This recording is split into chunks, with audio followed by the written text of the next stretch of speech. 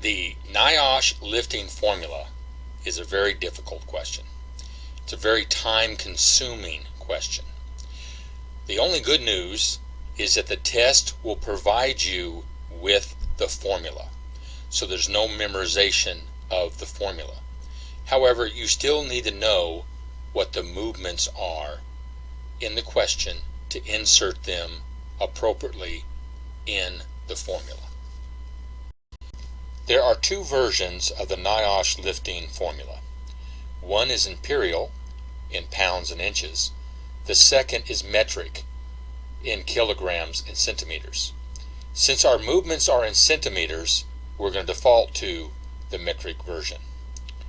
The 36 centimeter number represents the horizontal travel in our lift. That's our H. The 64 centimeters is the starting vertical, or the point at which we begin our lift. That is our V. The 20 centimeters, the second vertical, is our stopping point. That is not the D, or distance, it is part of the D.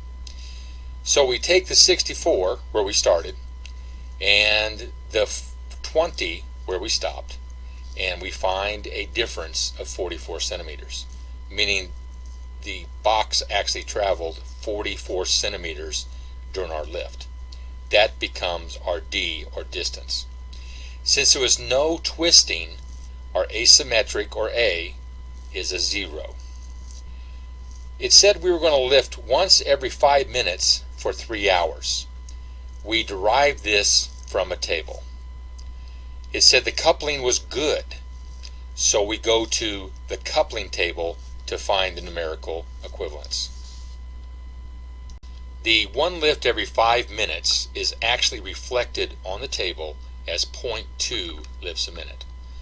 You cannot do 0.2 lifts a minute.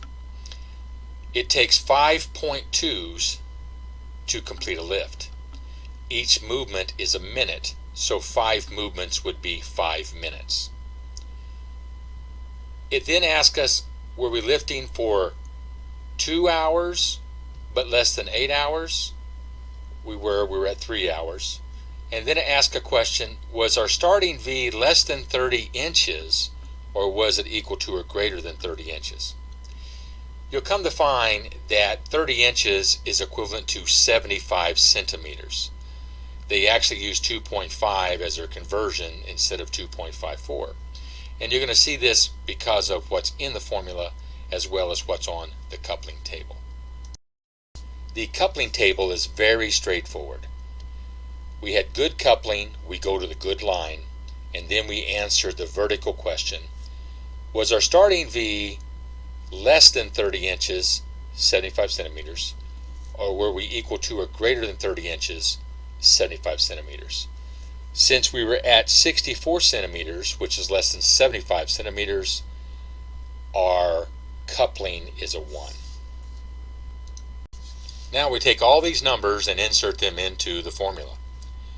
Our H was 36 centimeters, our starting V was 64 centimeters, our stopping V was 20 centimeters, a difference of 44 centimeters, or in other words, the travel of the box was 44 centimeters, the D.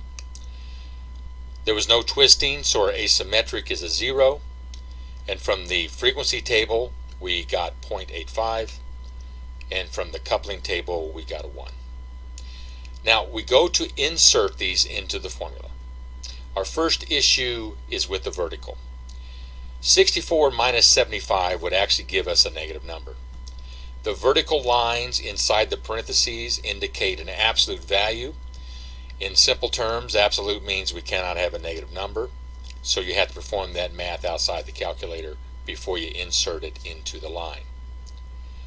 Since our asymmetric was a 0, a number times a 0 is 0, so 1 minus a 0 is simply a 1, and a 1 times the 23 kilograms in the formula is a perfect condition, has no impact on the RWL.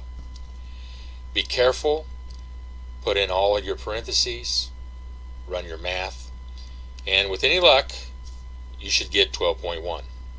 Now since we wanted to pick up 12 kilograms, 12.1 is actually more than 12 kilograms, meaning we can actually lift as described.